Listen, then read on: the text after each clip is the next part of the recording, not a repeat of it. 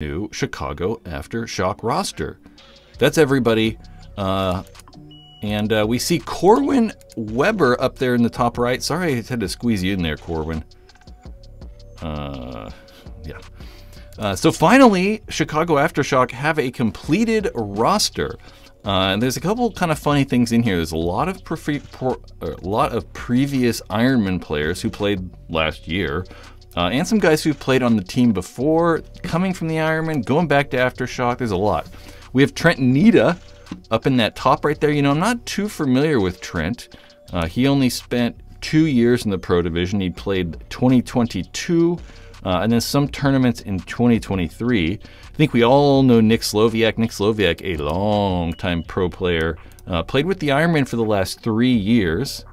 Also played with Aftershock from 2007, so 2007 to 2011. Played for Houston Heat starting in 2012.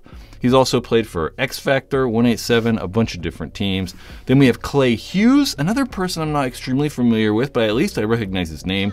Also played for the Ironman last year and the previous year.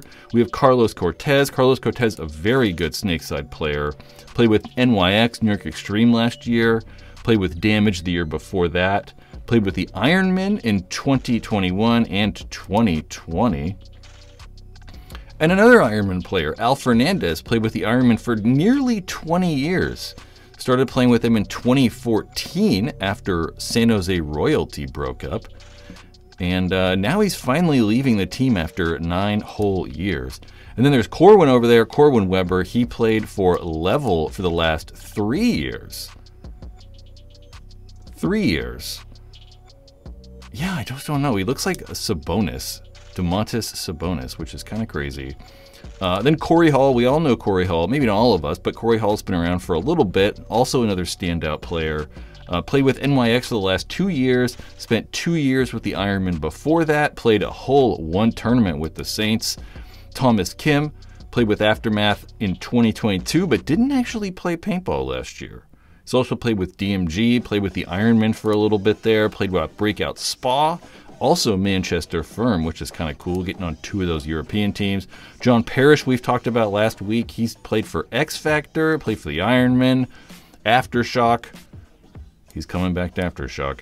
Alex Rodriguez, which is probably the craziest pickup to me. You know, I mean, Alex has been bumping around teams a lot. Last year he played he didn't even play last year. He played with AC Diesel for like 2 tournaments last year. Played with Impact the previous year.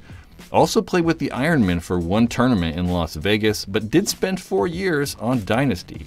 And they also have super coach Todd Martinez. Todd's probably like the best coach in the league. Todd's extremely good coach. I mean, I'd really like to play for a coach like that. I think we kind of touched on that last weekend. But one of the craziest things is the Ironman. The last time the Ironman won a tournament was Vegas 2020, and they only played actually 2 tournaments that year, the Vegas event and World Cup. But we can see right there, everybody's with their names circled is now on Aftershock. You know, they're only missing 2 of those guys in Dan Norcros and Peyton Tabata, and neither of those guys are playing pro at the moment. I probably won't ever again. Not that that's like, you know, sorry, I don't know. But it's kind of crazy to see that, like, you know, the Vegas roster in 2020 for the Ironman is pretty much going to be the 2024 Chicago Aftershock roster with a few extra guys in Trent Nita, Clay Hughes, Corey Hall. It's crazy. So we'll see.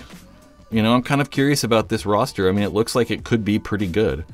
I think that having some of those like really good players, I'd say a Nick Slowiak, Carlos Cortez, Al Fernandez is super experienced. Corey Hall's really good. Thomas Kim's really good. It's going to be interesting. John Parrish is obviously good. A-Rod, Alex Rodriguez is, you know, when he's playing well, one of the best players in the league. So we're kind of curious, and it's going to be interesting.